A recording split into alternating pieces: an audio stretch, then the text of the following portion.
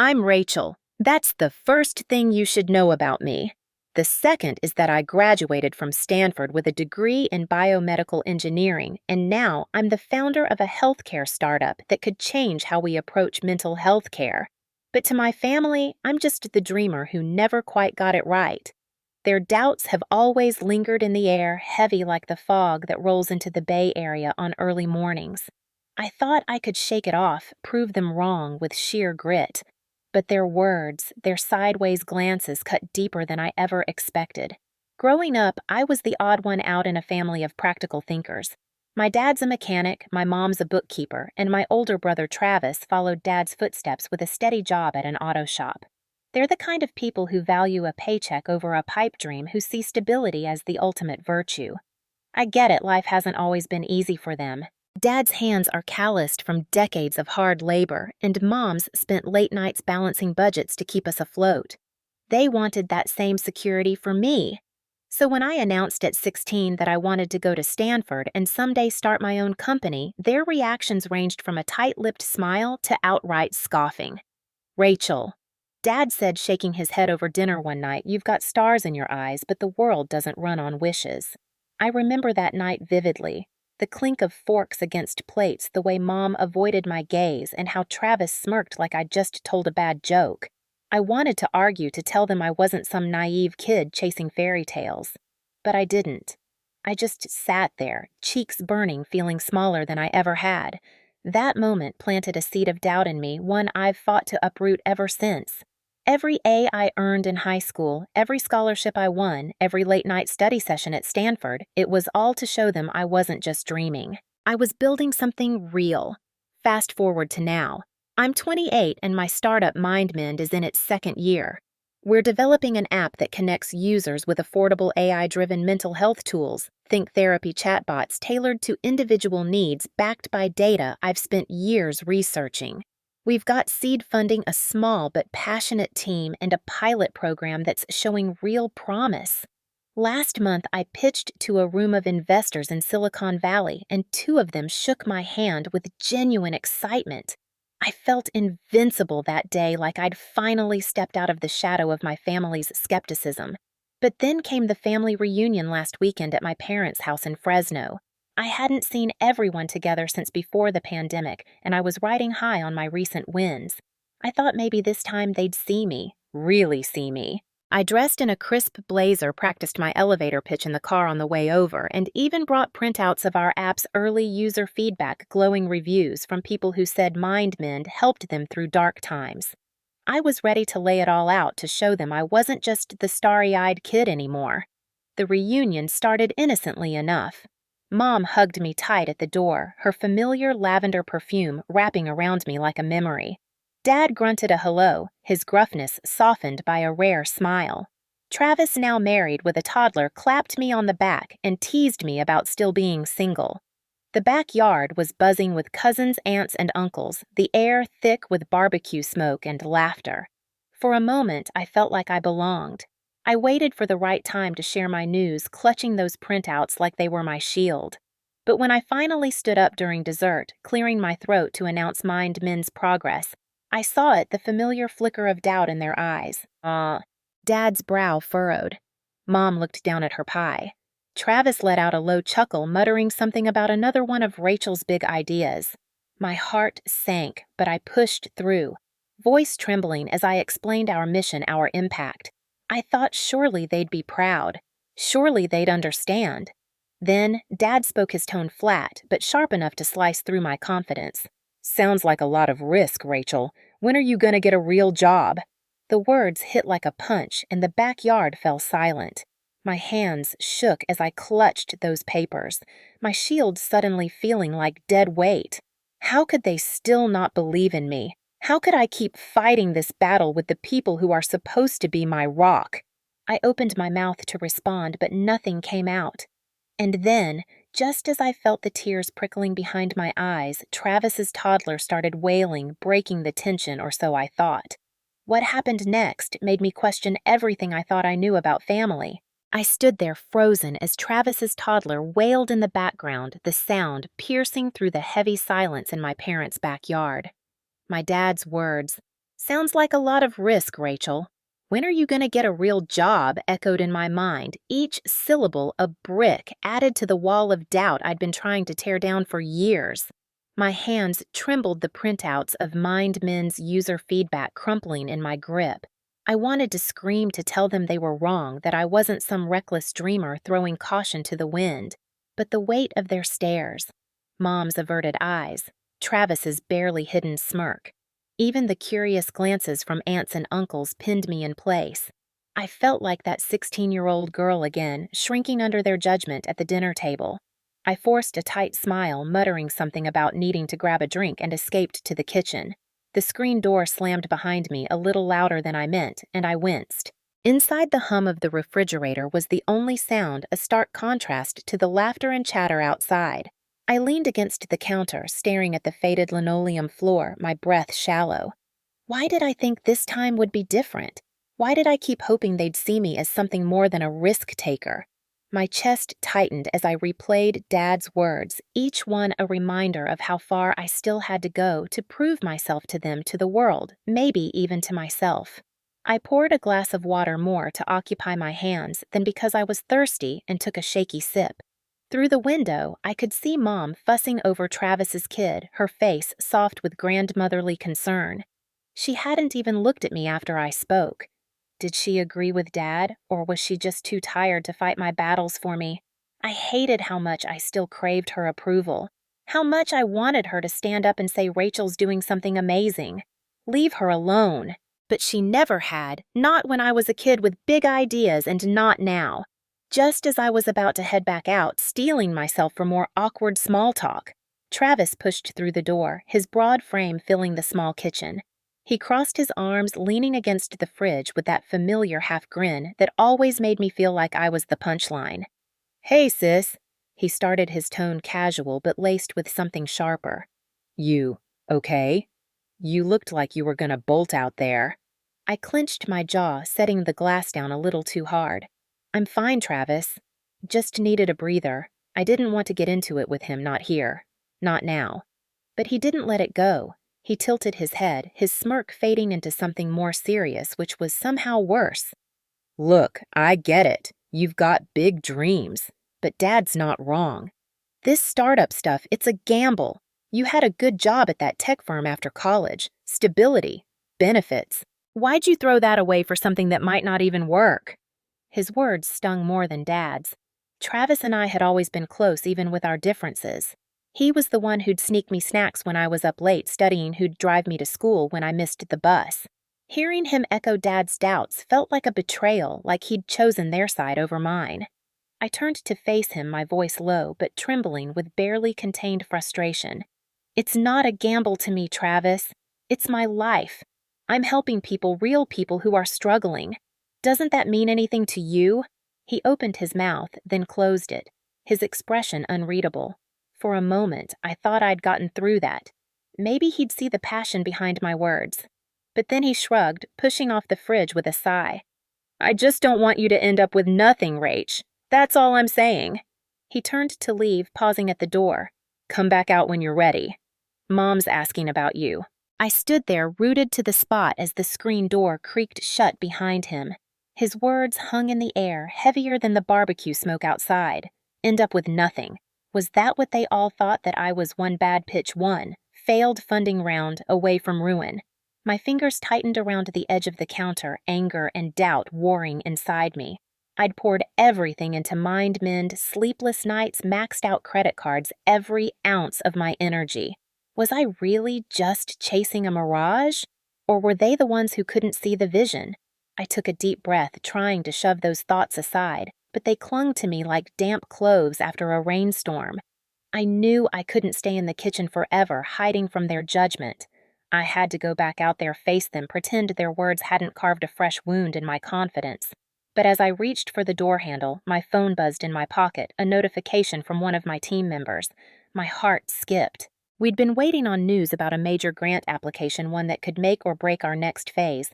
I hesitated, my hand hovering over the screen. What if it was bad news? What if it confirmed every fear my family had just laid bare?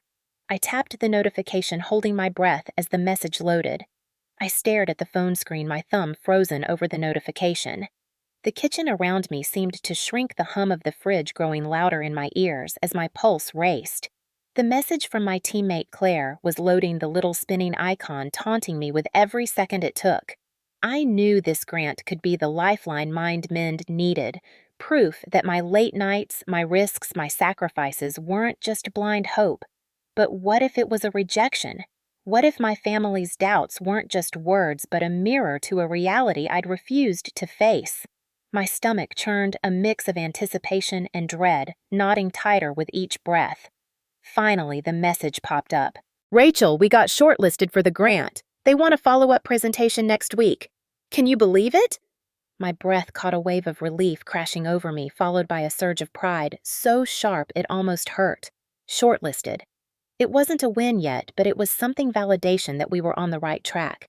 My lips twitched into a small, shaky smile as I reread Claire's words, letting them sink in. For the first time all day, I felt a flicker of lightness, like maybe I wasn't just shouting into the void. But that flicker dimmed as I glanced out the window at the backyard where my family was still gathered, oblivious to the battle raging inside me. The barbecue smoke curled lazily into the evening sky, and Travis's kid was now giggling as Mom bounced him on her knee. I could still hear Dad's voice in my head, sharp and dismissive, and Travis's warning about ending up with nothing. This news, this small win, should have been something I could share with them, something to make them see I wasn't just chasing dreams.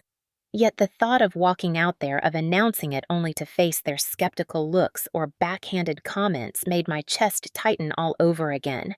I slipped the phone back into my pocket, the weight of the unspoken victory pressing against me. I wanted to burst out there and tell them to watch their expressions shift, to finally feel like I'd earned a nod of respect. But doubt crept in, whispering that they'd twist it somehow, say it wasn't a sure thing, remind me of all the ways it could still fall apart.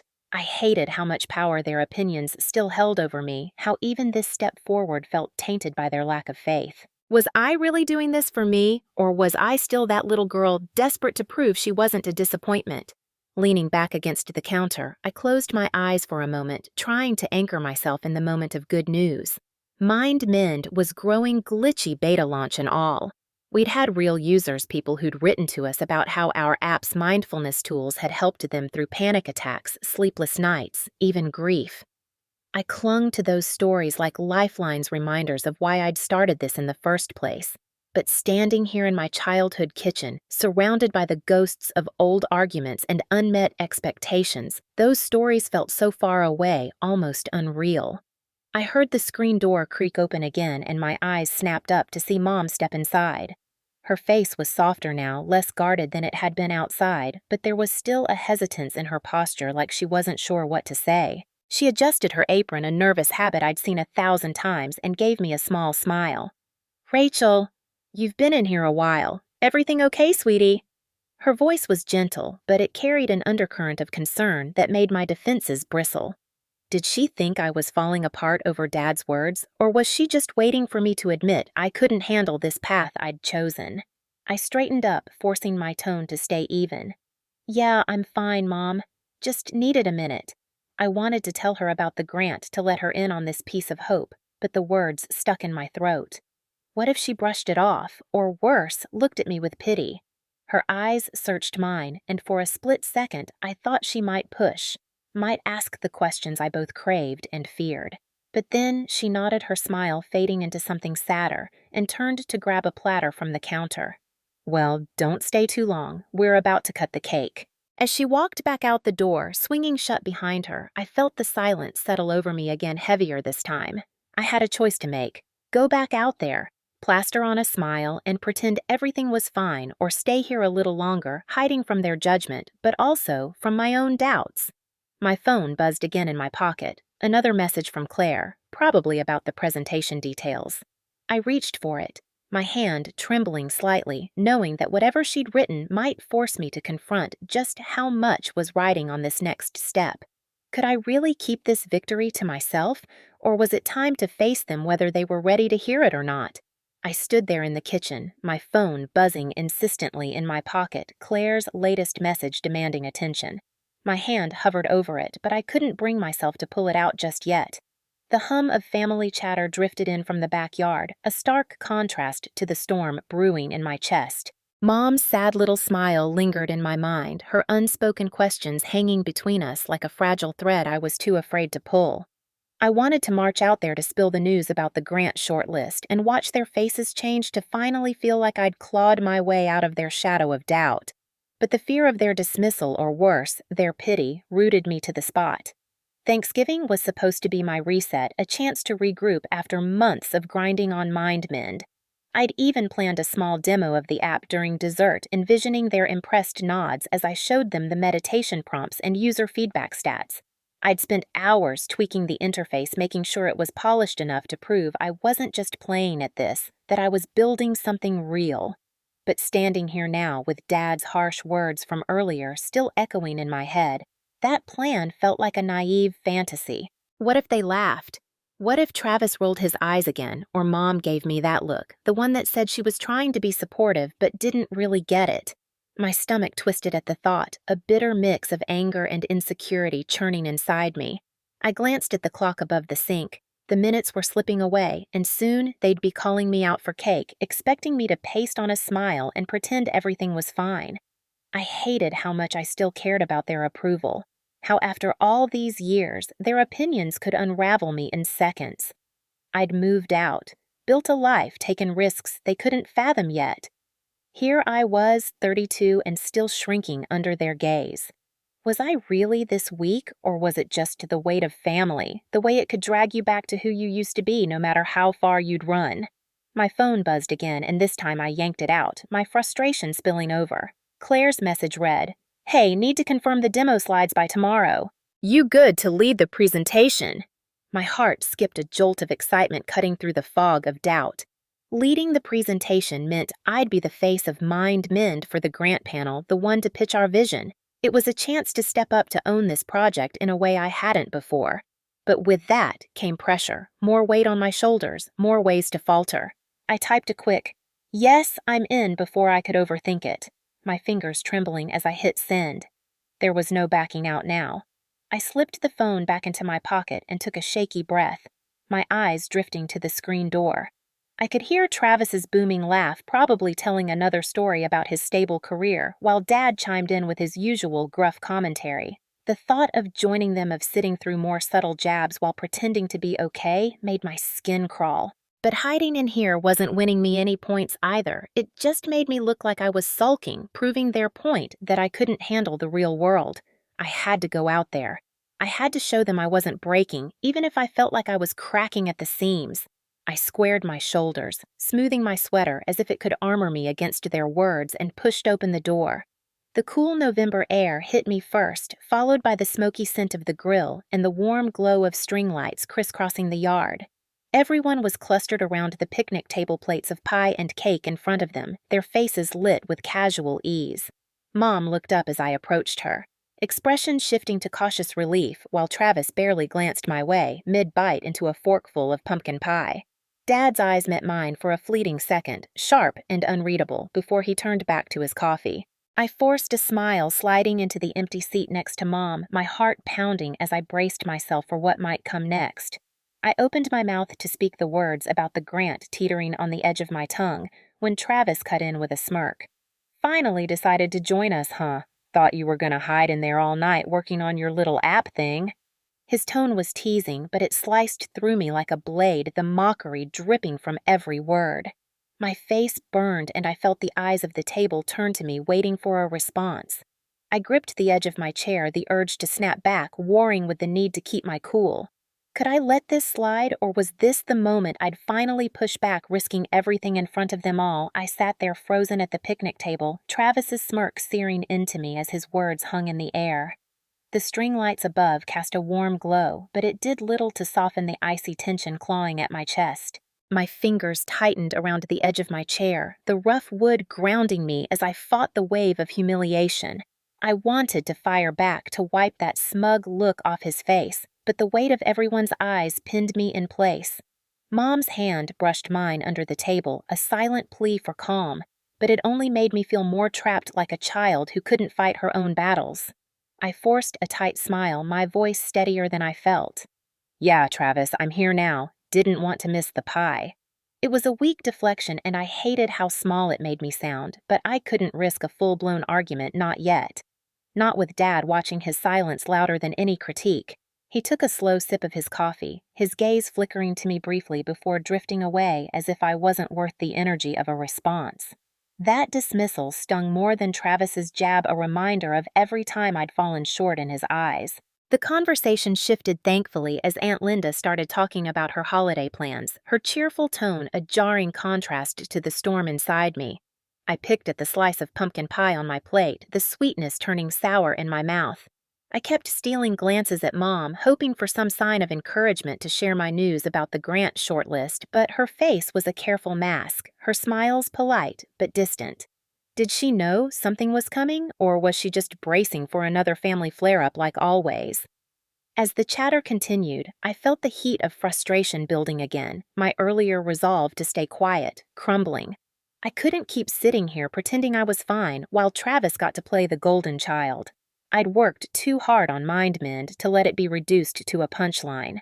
Maybe this wasn't the perfect moment, but if I didn't speak up now, I'd carry this resentment home with me, letting it fester until it consumed every bit of pride I'd scraped together. I cleared my throat, the sound louder in my ears than it probably was to anyone else. Actually, I've got something to share. I started, my voice cutting through the hum of small talk. The table quieted, and I felt the weight of their attention shift to me, a mix of curiosity and skepticism. Travis raised an eyebrow, leaning back in his chair, with that infuriating smirk still lingering. Dad set his mug down, his expression unreadable but heavy, and Mom's eyes widened just enough to betray her nerves. My heart raced, but I pushed forward, the words tumbling out before I could second-guess myself. My app MindMend made it to the shortlist for a major grant. It's a big deal, and I'm leading the presentation for the panel next week. The silence that followed was suffocating. I waited for a reaction, anything but the seconds stretched on each one, a tiny cut to my confidence. Then Travis let out a low whistle, breaking the stillness. A grant, huh? That's something. Didn't know apps were such a sure thing. His tone dripped with doubt, and I felt my face flush anger simmering beneath the surface. Before I could respond, Mom jumped in, her voice overly bright. "That's wonderful, honey. We're so proud of you." But her words felt rehearsed, and her quick glance at Dad told me she was more worried about his reaction than genuinely celebrating mine. Dad finally spoke, his voice gruff and measured. "Sounds risky. You've got a lot riding on this, don't you?" "What happens if it falls through?" His question wasn't just a question, it was a judgment, a challenge wrapped in concern. My stomach dropped, the familiar weight of his doubt pressing down on me. I opened my mouth to defend myself, but before I could, Travis cut in again, his grin widening. "Yeah, we wouldn't want you to crash and burn in front of everyone. Maybe it's time to think about something more stable, just in case." The words hit like a punch, and I felt the air rush out of me. I glanced around the table, searching for an ally, but even Mom looked away, her hands fidgeting in her lap. The tension was palpable now, a storm brewing right here under the string lights. I wanted to scream, to tell them they didn't understand the grind, the sleepless nights, the sheer willpower it took to get this far. But before I could find my voice, Aunt Linda stood up, her chair scraping loudly against the patio. "Let's not ruin the evening with this kind of talk," she said briskly. "Why don't we all come inside for a bit? I've got some old photo albums to show everyone." Her suggestion was met with murmurs of agreement, and one by one the family began to rise, gathering plates and drifting toward the house. But as I stayed seated, my hands trembling with a mix of rage and hurt, I noticed Dad lingering behind. He fixed me with a stare I couldn't read, his jaw tight, and then he said low enough that only I could hear, "We need to talk. Alone. Meet me in the den after everyone's settled." My blood ran cold at his tone. There was something darker, heavier behind it than I'd expected. What did he know, and why did it feel like this conversation might change everything? I sat rooted to the picnic table, Dad's words echoing in my ears like a low rumble of thunder before a storm. "We need to talk. Alone. Meet me in the den after everyone's settled." My heart thudded against my ribcage, each beat louder than the last as I watched him turn and follow the others into the house. The string lights swayed gently above their warm glow, mocking the chill creeping up my spine. What did he want to say that couldn't be said here in front of everyone? And why did his tone carry that edge like he was holding something back? Something big. I forced myself to stand, my legs shaky, as I gathered my plate and fork, the clink of porcelain the only sound in the now empty backyard. My mind raced with possibilities, each one more unsettling than the last. Was he going to lecture me about the grant, tell me I was wasting my time? Or was this about something deeper, something I'd missed in the haze of my own struggles? Dad had never been one for private talks, not unless it was serious.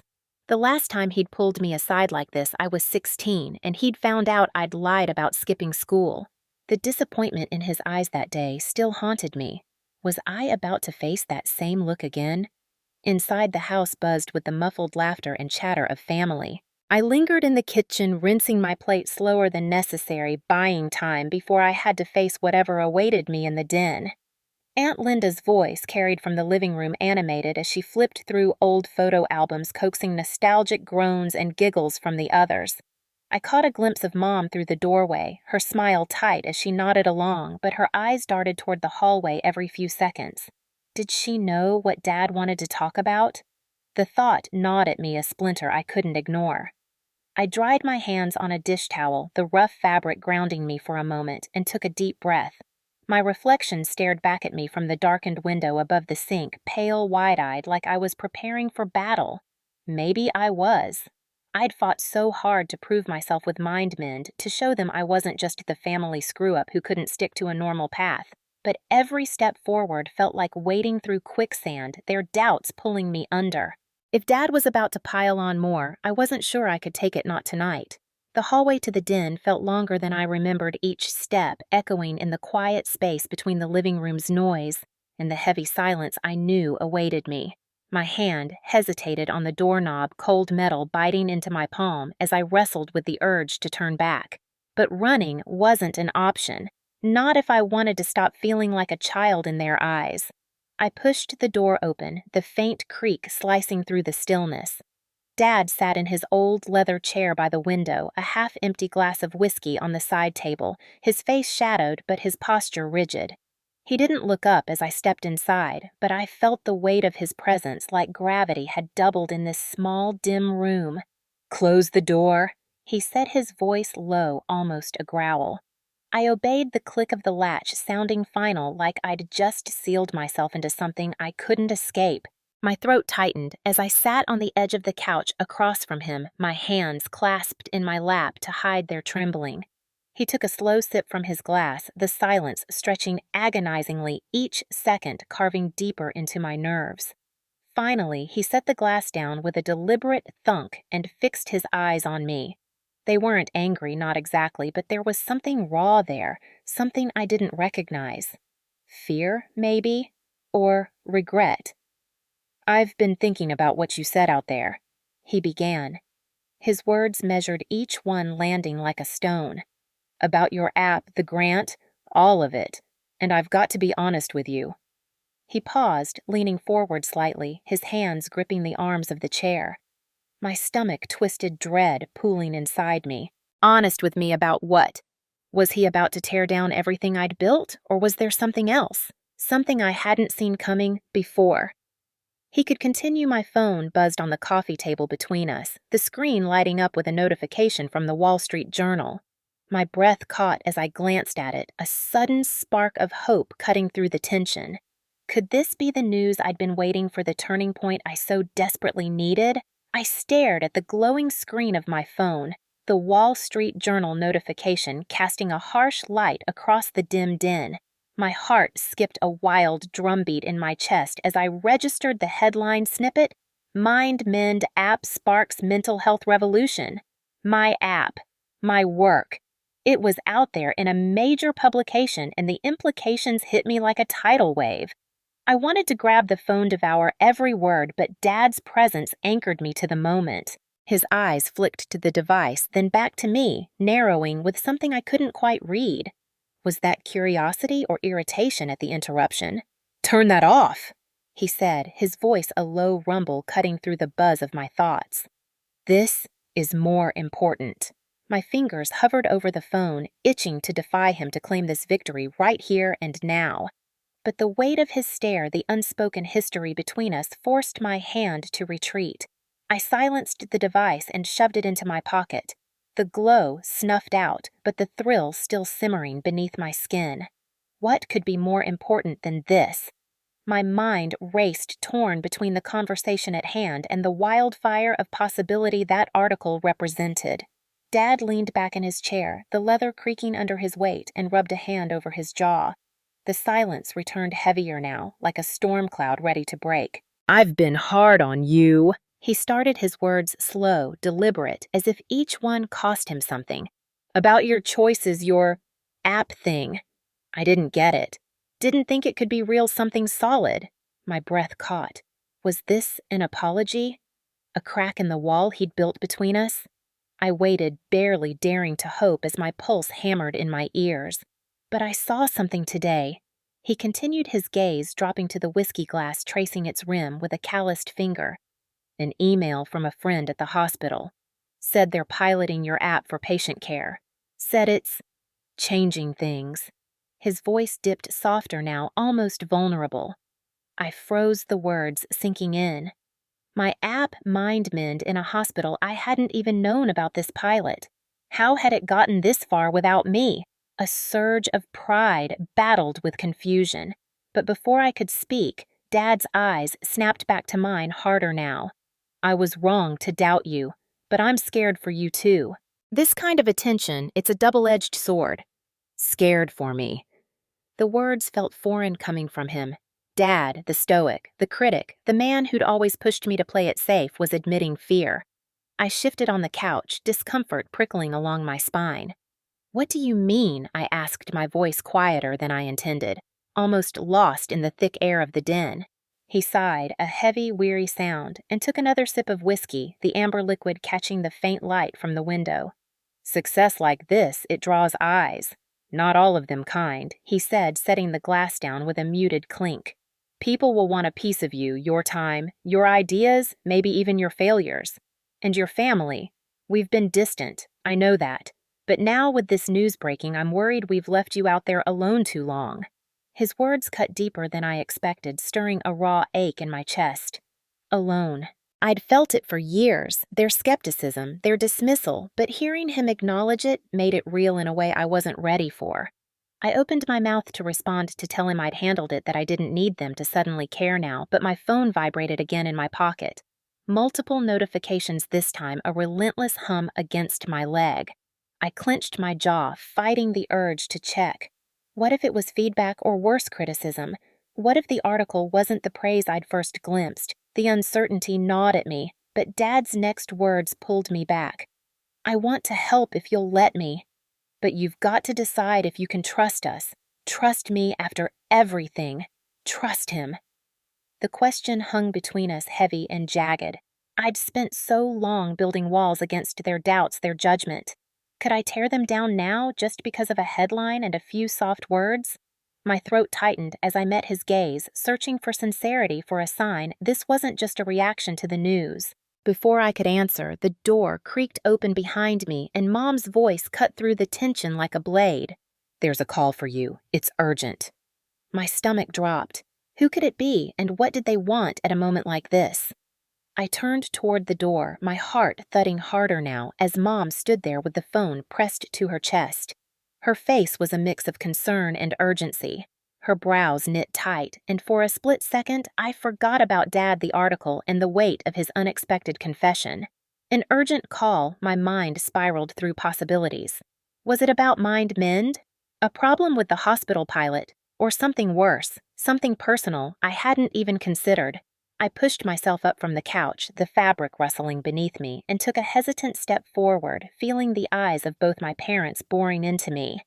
"Who is it?" I asked, my voice rough, betraying the knot of nerves in my throat. Mom hesitated, glancing at Dad as if seeking permission to speak, which only heightened the dread curling in my stomach.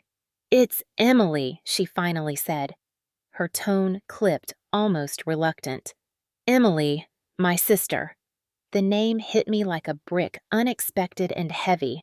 We hadn't spoken in months, not since the last family gathering, where her sharp words about my pipe dream of an app had cut deeper than I'd let on. Why now? Why urgent? I reached for the phone, my fingers brushing against Mom's. As I took it, the device warm from her grip. "Hello," I said, my voice quieter than I meant it to be, barely above a whisper. There was a pause on the other end, a crackle of static, and then Emily's voice came through bright and bubbly in a way that felt completely out of sync with the tension in the room. "Hey, Big Shot, I'm outside. Got something for you. Come out okay. Outside?"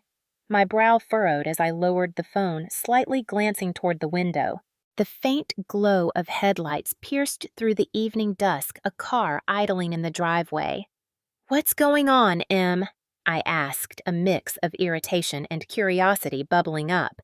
I wasn't in the mood for surprises, not with Dad's words still echoing in my head, not with the buzz of notifications still vibrating in my pocket. But her laugh light and almost mischievous cut through my hesitation. "Just come out. Trust me, you'll want to see this." Trust. That word again, twice in one night, from two people I'd spent years learning not to lean on. I sighed, rubbing the back of my neck, and muttered a quick, "Be right back to my parents," before heading for the door. The cool night air hit me as I stepped outside, a sharp contrast to the stuffy warmth of the den. Emily's car sat there, engine humming softly, and as I approached, the driver's side door swung open. She stepped out, her auburn hair catching the porch light, a wide grin splitting her face. In one hand, she held a bottle of champagne, the gold foil glinting as she waved it like a trophy. "Congrats, genius!" she called, her voice carrying across the quiet yard. I stopped in my tracks, confusion morphing into a wary kind of warmth. "Congrats. Did she know about the article?" I crossed my arms, squinting at her as she approached, her boots crunching on the gravel. "What's this about?" I asked, nodding toward the bottle. Her grin only widened, and she popped the cork with a flourish, the fizz spilling over her fingers as she laughed again. "I saw the news.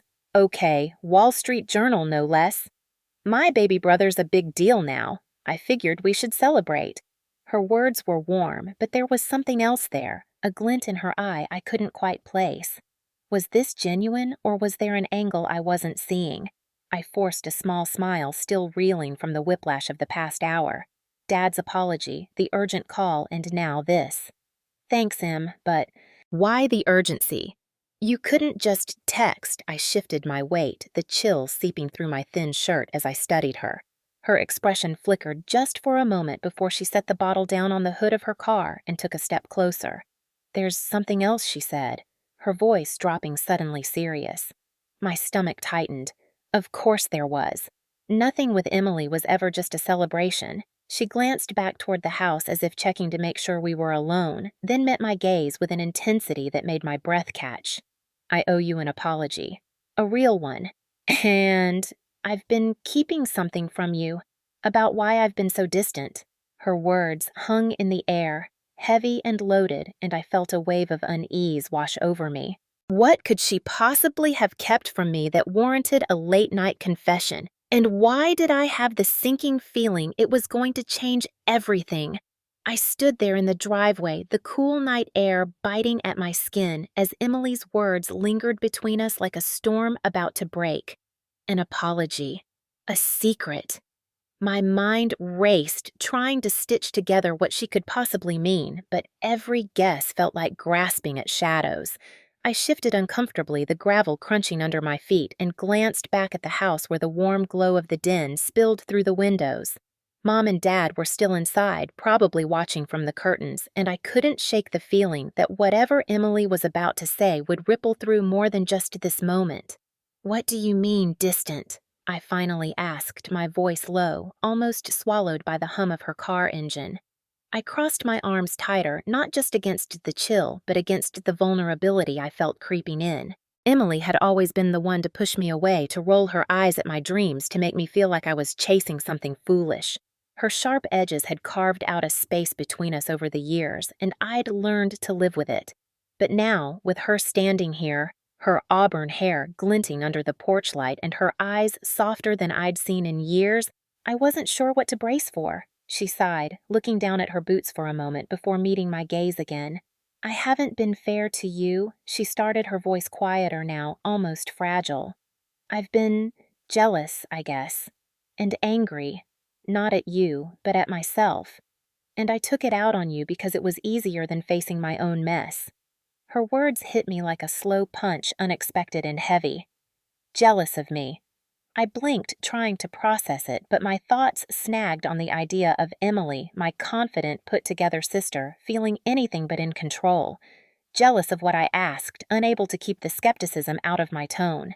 I gestured vaguely toward myself, my worn jeans and thin shirt, the weight of the day still clinging to me. I've been scraping by M, barely holding it together half the time. What's there to be jealous of? My voice edged upward, a mix of frustration and confusion, because none of this made sense. She had the steady job, the nice apartment, the life that looked perfect from the outside. I was the one always fumbling, always reaching for something just out of grasp. Her laugh was bitter, a short huff as she shook her head. You think it's about money or stability? No, it's about courage. You've always had this fire, this stubbornness to keep going, even when everyone, me included, told you to give up. Your app, your dreams, this whole thing with the Wall Street Journal. I saw that article today and I felt small. Because I've been playing it safe, hiding from my own failures while you've been out there building something real. Her voice cracked on the last word, and I felt a jolt in my chest, a mix of guilt and disbelief. I'd spent so long resenting her dismissal of me that I'd never considered she might be looking at me with anything other than judgment. I swallowed hard, not sure what to say, my hands dropping to my sides as the tension in my shoulders eased just a fraction. I didn't know. I mumbled the words, feeling inadequate. You never said anything. My mind spun back through years of clipped conversations, her eye rolls the way she'd changed the subject whenever I mentioned mind-mend. Had I missed the signs, or had I just not wanted to see them? There's more, she added, her voice dropping even lower, almost a whisper against the night. She glanced around again, as if the shadows themselves might overhear, and took a step closer. I've been dealing with something personal.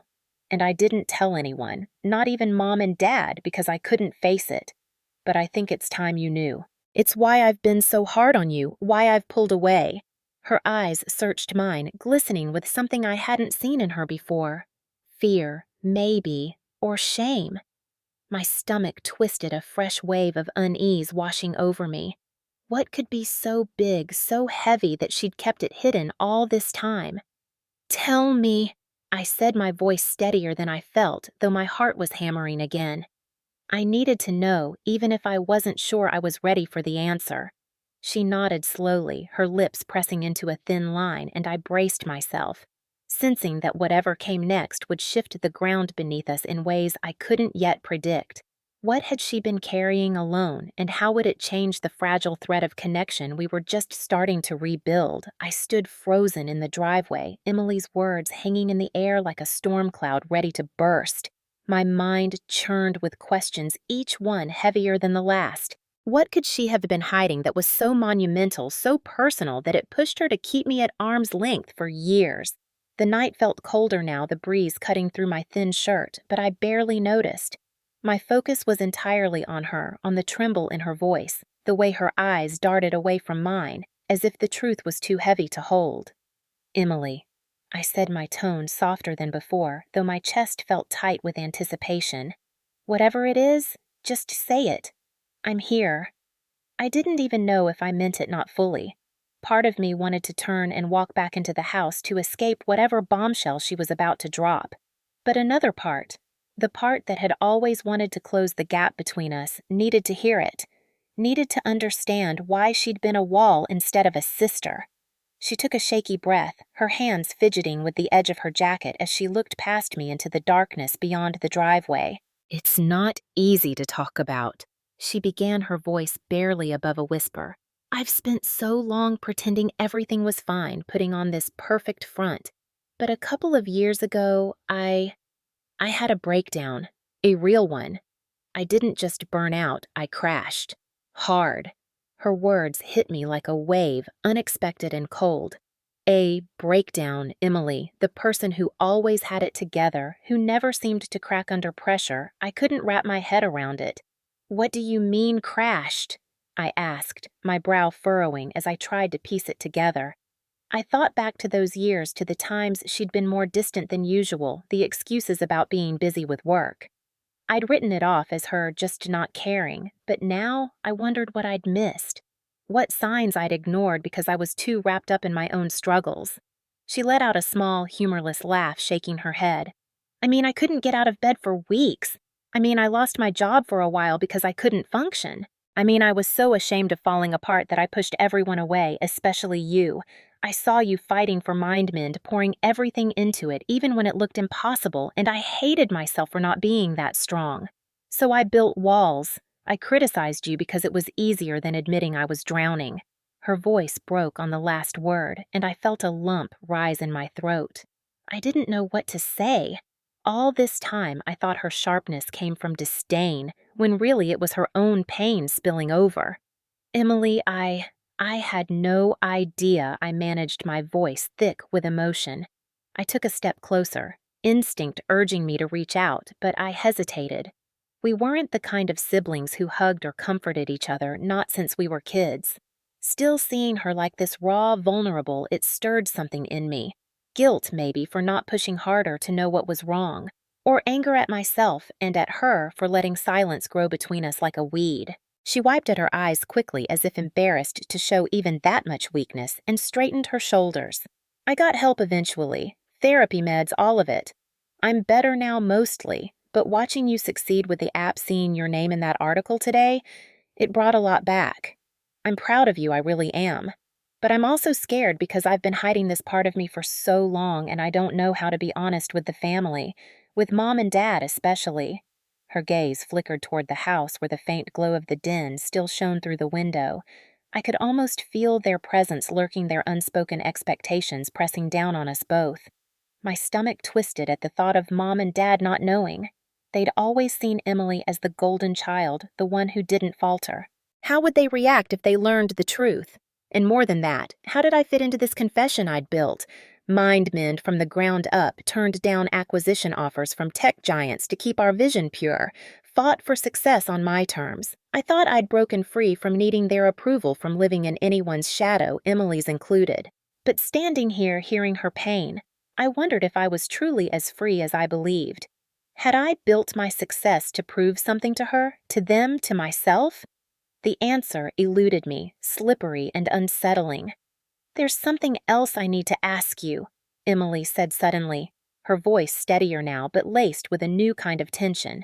Her eyes locked onto mine, searching for something I wasn't sure I could give. "I need your help with this, with telling them. I can't do it alone, but I don't know if you're ready to carry this with me." Her words hung between us, a challenge and a plea rolled into one, and my heart stuttered. Help her face Mom and Dad with a truth this heavy. I wasn't sure I had the strength for that, not when I was still figuring out what my own success even meant. What would it cost me to step into this with her, and could I handle the fallout if it all went wrong? I stood there in the driveway, Emily's words echoing in my ears like a distant thunderclap, the weight of her request pressing down on my chest. Help her tell Mom and Dad about her breakdown. The idea felt like a boulder I wasn't sure I could lift. My mind raced with images of their reactions. Dad's quiet disappointment, Mom's inevitable tears, and I wasn't sure I could bear being the one to shatter their perfect image of her, or of us. I'd spent so long building my own life, my own success with MindMend, trying to prove I didn't need their validation. Yet here I was, tangled up in family expectations all over again. "Emily, I don't know," I said finally, my voice quieter than I intended. The night air felt sharper now, biting into my skin as I shifted my weight from one foot to the other. "This is a lot. I get why you're scared, but why me? Why now?" I hated how selfish the question sounded, but it was honest. I'd fought my own battles alone.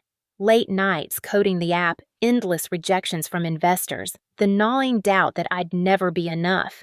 I'd carried that weight without asking for anyone's shoulder to lean on. So why did I have to carry hers too? Her eyes softened, but there was a flicker of desperation in them, a silent plea that tugged at something deep inside me. "Because you understand," she said, her voice low but firm. "You've built something to help people like me, even if you didn't realize it at the time. Mind Mend. It's more than just an app. It's proof that you get what it's like to struggle to feel like you're breaking and still have to keep going. I need that strength beside me when I face them. I can't do it without someone who's been there." Her words hit hard, piercing through the walls I'd built around my own pain. She saw me, really saw me in a way I hadn't expected, and it left me reeling. I looked away, my gaze drifting to the faint outline of the house against the dark sky. Inside, Mom and Dad were probably still up oblivious to the storm brewing out here. I thought about all the years I'd felt like the outsider in our family, the one who didn't quite fit. Emily had been the golden child, the one who excelled effortlessly while I'd clawed my way to every achievement. But now, knowing she'd been drowning in silence all this time, I wondered if I'd misjudged everything. Maybe we weren't so different. Maybe we'd both been hiding just in different ways.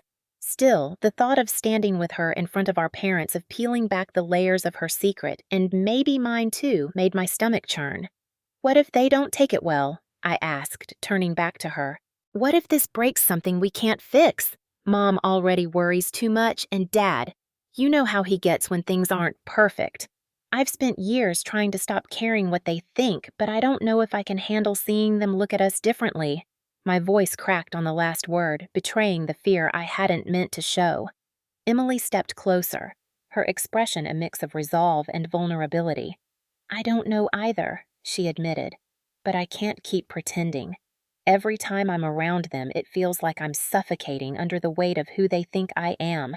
I need to be honest even if it hurts. And I think you do too."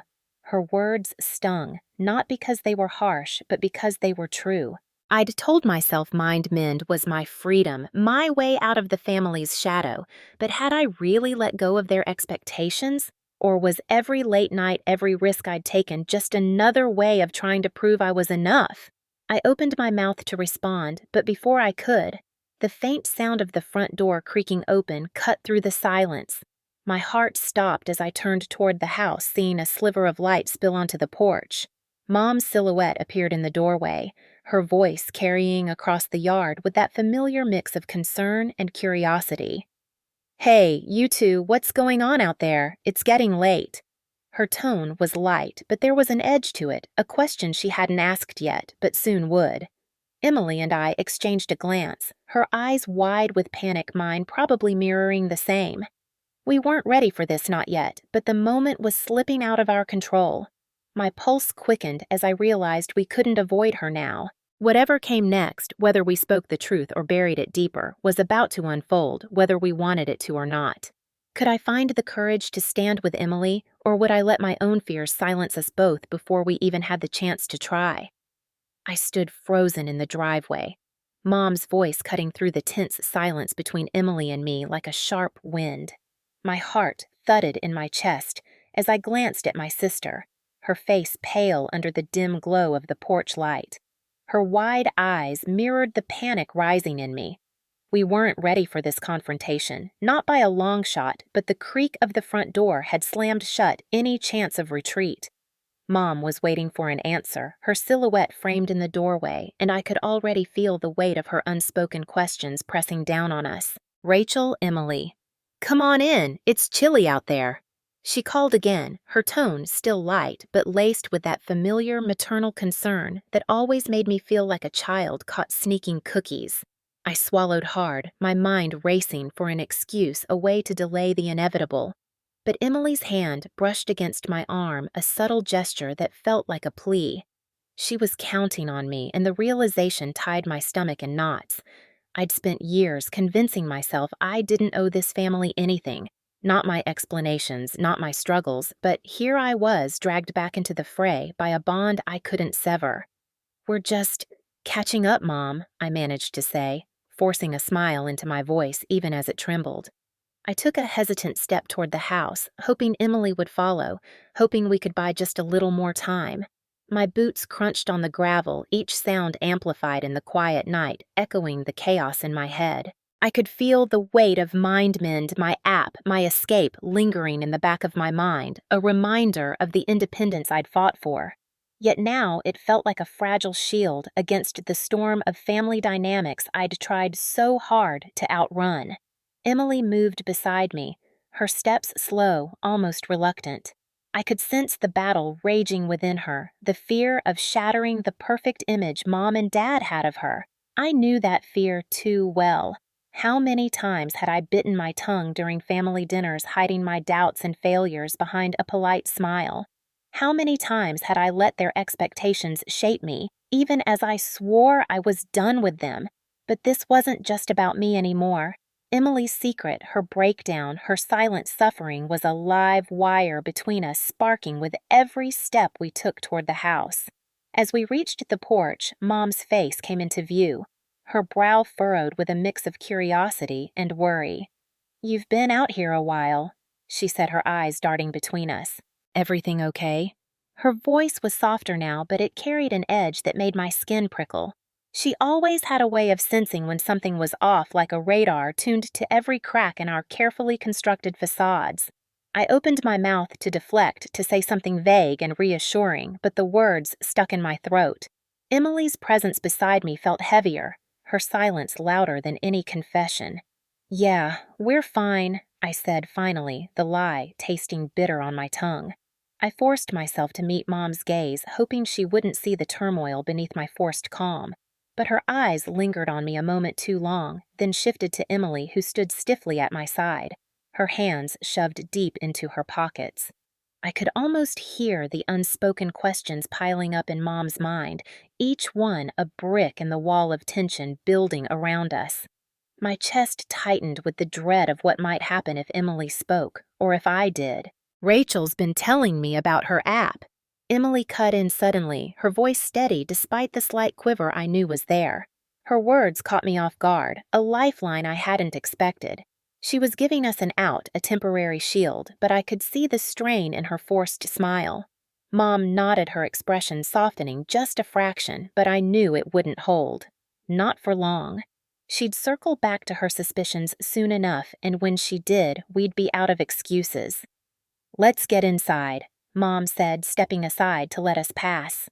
Her tone was gentle, but there was a firmness to it that told me she wasn't done with us yet. As I crossed the threshold, the warmth of the house felt stifling rather than comforting, the familiar scent of lavender and old wood wrapping around me like a memory I couldn't escape. Emily was right behind me, her breath shallow, and I could feel the unspoken pact between us tightening like a noose. We couldn't keep dodging this forever. The truth was a ticking clock, and every second brought us closer to an explosion I wasn't sure any of us could survive. I glanced at the hallway leading to the living room where Dad's muffled voice carried from the TV. He'd be there probably half asleep in his recliner, oblivious to the storm about to hit. But for how long? My mind spiraled with the possibilities, Emily's confession, their reactions, the cracks in our family that might never heal. I wanted to grab her hand to run back out into the night and pretend this moment didn't exist, but I knew there was no turning back. The door had closed behind us, both literally and figuratively, and whatever came next was already in motion. As we lingered in the entryway, Mom's voice broke through my thoughts. "You sure everything's all right, girls?" she asked again, her eyes searching ours with an intensity that made my heart race. I felt Emily tense beside me, and I knew the moment of truth was barreling toward us faster than I could brace for. Could I find the strength to stand with her when she needed me most, or would I crumble under the weight of our shared secrets before we even had the chance to speak?